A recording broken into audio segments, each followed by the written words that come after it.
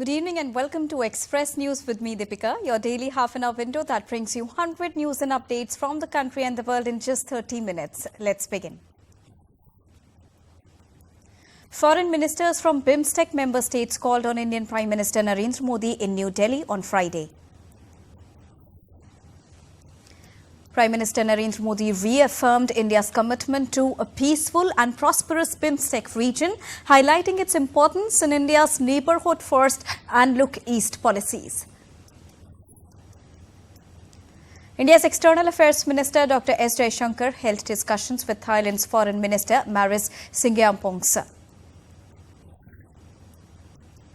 The leaders discussed ways to intensify engagement in various domains, including political, defense, security, trade, investment, connectivity, tourism, and people-to-people exchanges. India and Bhutan discussed cooperation on climate change, air quality, forest management, wildlife management, and capacity building in environmental and climate change issues. Kerala Chief Minister and Union Minister Sarbanand Sonowal inaugurated India's first semi-automated deep-water transshipment port, Visakhapatnam International Seaport. India's top court granted interim bail to Delhi Chief Minister Arvind Kejriwal in a money laundering case, but he will remain in jail in a separate case filed by the CBI. Voting for the Legislative Council election in India's Maharashtra state began on Friday with 12 candidates contesting for 11 seats. Union Minister Dharmendra Pradhan met with NEET aspirants and assured them of necessary measures and allegations of irregularities in the National Medical Entrance Exam case. A high-level interstate coordination meeting was held in Kathua to discuss rising terror incidents in India's Jammu and Kashmir. The Indian Army, along with Jammu and Kashmir Police, launched a joint search operation in Akhnur sector on Friday, prompted by local resident reports of suspicious individuals in the area. India's Road Transport and Highway Minister Nitin Gadkari announced a spending plan of 30,000 crore in Goa over the next 5 years. Speaker of India's lower house, Om Birla, advocated for reforms in the United Nations Security Council at the 10th BRICS Parliamentary Forum in Russia. The Fisheries Summer Meet 2024 was held in southern Indian state of Tamil Nadu to highlight achievements and discuss strategies for the development of fisheries sector. Enforcement Directorate conducted raids at 14 locations in Haryana and Punjab as part of a money laundering investigation uncovering documents related to properties worth over $4.5 million. A report by the State Bank of India revealed that India created 125 million jobs between financial year 2014 and 23, which is a significant increase from the previous decade. Martin Wolf, chief economics commentator of Financial Times and one of the top English business newspapers of the world, has estimated India to be a superpower by the year 2047. Wolf added that India could be what the IMF calls a connector country in the world economy as it has good relations with Western world. Indian benchmark indices ended the week on a strong note led by information technology stocks. At close, the Sensex was up 622 points at 80,519. The Nifty 50 index ended the week 186 points higher at 24,502. Indian rupee settled 2 paise higher at 83.51 against the US dollar on Friday. Gold futures maturing on the 5th of August stood at 73,103 rupees per 10 grams on Multi-Commodity Exchange of India Limited. Silver futures maturing on the 5th of September stood at 92,840 rupees per kilogram on the MCX. Oil prices witnessed a slight increase on Friday, driven by indications of decreasing inflationary pressures in the U.S. Brent crude futures that rose 49 cents to $85.89 a barrel. U.S. West Texas Intermediate crude futures climbed 58 cents to $83.2 a barrel. Japanese yen fluctuated between losses and gains on Friday, reflecting investor uncertainty following suspected intervention by Tokyo to support the currency after a lower than expected U.S. inflation report. Global stock futures traded lower, with S&P 500 futures down 0.06%, Nasdaq futures falling 0.24%, and Euro Stoxx 50 futures easing 0.08%. Nasdaq plummeted on Thursday, driven by losses in tech giants like Nvidia, Apple and Tesla, as investors shifted towards smaller companies, anticipating a potential interest rate cut by the Federal Reserve in September. Japanese companies are investing in regional markets to secure potential outlets for liquefied natural gas sales, anticipating a surplus in coming years due to decreasing domestic demand. Global sales of electric vehicles rose by 13% in June, reflecting growing consumer interest in cleaner transportation alternatives. European shares rose on Friday, posting gains for the second consecutive week, driven by positive earnings updates and hopes of rate cuts by the Federal Reserve. Nepal's Prime Minister Pushpa Kamal Dahal Prachand lost a parliamentary vote of confidence on Friday, ending a tumultuous 20-month tenure that saw him survive 4 such trust votes and paving the way for the formation of a new coalition government in Nepal now. The 3-day NATO summit in Washington, D.C. concluded with the launch of the Ukraine Compact, a security framework aimed at enhancing Ukraine's security. U.S. President Joe Biden reiterated the significance of this compact that takes the U.S.-Ukraine relationship to a new level. Ukrainian President Zelensky expressed gratitude for the support. President Joe Biden said that he has no reason to talk to Russian President Vladimir Putin right now unless he changes his behavior. He emphasized that the U.S. will continue to support Ukraine under his leadership. President Biden mistakenly referred to President Zelensky of Ukraine as President Putin during the NATO press conference before correcting his error. The Kremlin said on Friday that U.S. President Joe Biden's slip of tongue at NATO summit was for U.S. voters and not for Russia. China responded to the NATO summit by stating that it will not accept unfounded accusations made against it. Beijing said it's willing to maintain contact with NATO on an equal footing and conduct exchanges based on mutual respect. Ukrainian President Zelensky met with NATO leaders on the sidelines of the annual meeting in Washington, urging them to lift restrictions on Ukraine's long-range strikes on targets inside Russia. The Ukrainian Air Force successfully shot down 5 Russian cruise missiles and 11 drones in the latest from the ongoing conflict. The United Nations General Assembly demanded that Russia withdraw its military personnel from Ukraine's Zaporizhzhia nuclear power plant.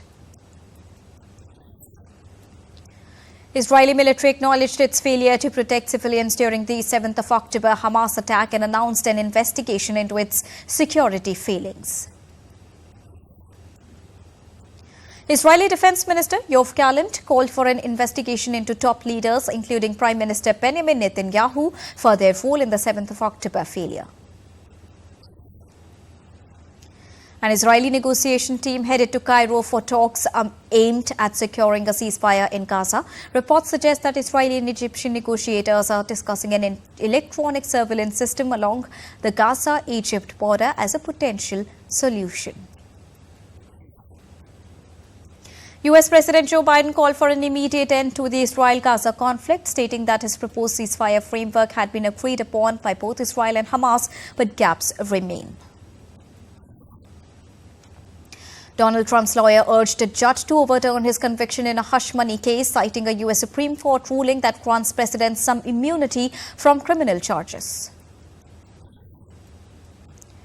Japan warned China that its increased military exercises near Taiwan risk escalating tensions and appeared aimed at potentially preparing Beijing for a possible invasion of the democratically governed island. China's defense ministry urged the Philippines to withdraw its personnel and ships from Sabina Shoal in the Spratly archipelago, citing illegal stationing. The United States and South Korea have agreed on a strategy to establish an integrated system of extended deterrence to counter the nuclear and military threats from North Korea. The United States government reported a budget deficit of $66 billion for the month of June, which is a significant reduction from the previous month's deficit of $347 billion due to a shift in benefit payments. A Russian-born couple was arrested in Australia on espionage charges for allegedly attempting to access defense materials to send it to Russian officials. Time now to take a short break here on Express News. We'll be right back.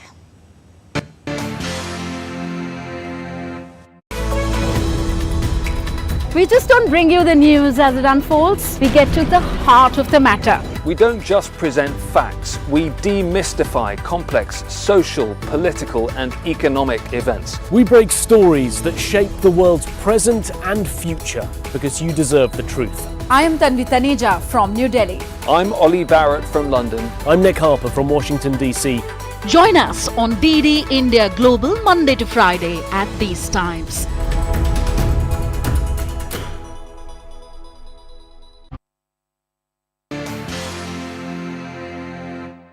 Welcome back after that short break. Let's continue with Express News. India's meteorological department has predicted increased rainfall activity in North and Northeast India, including East Uttar Pradesh, Delhi NCR and other regions in the coming days. The weather body has further issued an orange alert for heavy rainfall for Bihar and parts of Uttar Pradesh. The IMD indicated that the intensity of rainfall in Delhi is also expected to increase in the coming days. Flood situation in northeastern state of Assam has improved slightly due to reduced rainfall. The famous Kaziranga National Park in Assam is facing its worst flood in the past 1 decade that has already led to the death of 174 animals, including 10 prized one-horned rhinoceros. As heavy rainfall batter India's northern state of Uttarakhand, Badrinath National Highway has been blocked for over 60 hours in the city of Joshimath. Landslide swept 2 buses into swollen Trishuli River in Nepal on Friday. The 2 buses were carrying 65 passengers who are now feared missing in the river. Authorities in Nepal said scores of military and police personnel have been mobilized to carry out the search. At least 62 passengers are still missing. Severe flooding in a residential neighborhood in Japan was captured after heavy rains hit the western region. Orange-colored skies were witnessed due to a wildfire that burnt at least 1,093 hectares of land in Southern California. A summer storm flooded streets and brought hail into the central French town. As per local authorities, the heavy rains in the region have damaged buildings and vehicles. India's first neon art exhibition called Euphoria was held in Bihar's Patna. Several neon artists from across the state of Bihar gathered under one roof in collaboration with the Bihar Art and Culture Department. Lucknow Mango Festival or Mango Mahotsav kicked off in India's northern state of UP. The 3-day festival was inaugurated by Chief Minister Yogi Adityanath. Hundreds of revelers participated in the first running of the bulls as part of Pamplona's annual festival. Veteran bull runner Joe Distler from the United States is taking part in it for the last 60 years since 1967. Distler has packed his red scarf and running shoes every July since 1967 to attend the traditional festival in the northern Spanish city of Pamplona. The Dogo Onsen Hot Spring Bathhouse in Western Japan fully reopened to the public after undergoing 5.5 years of conservation and repair work. The Dogo Onsen's Honkan is designated as a national important cultural property and is a popular tourist site in Matsuyama City. 12th of July celebrations in Northern Ireland traditionally begin with the lighting of bonfires the night before the biggest day of the marching season. The majority of bonfires in loyalist neighbourhoods across Northern Ireland are lit ahead of a day of loyal order parades.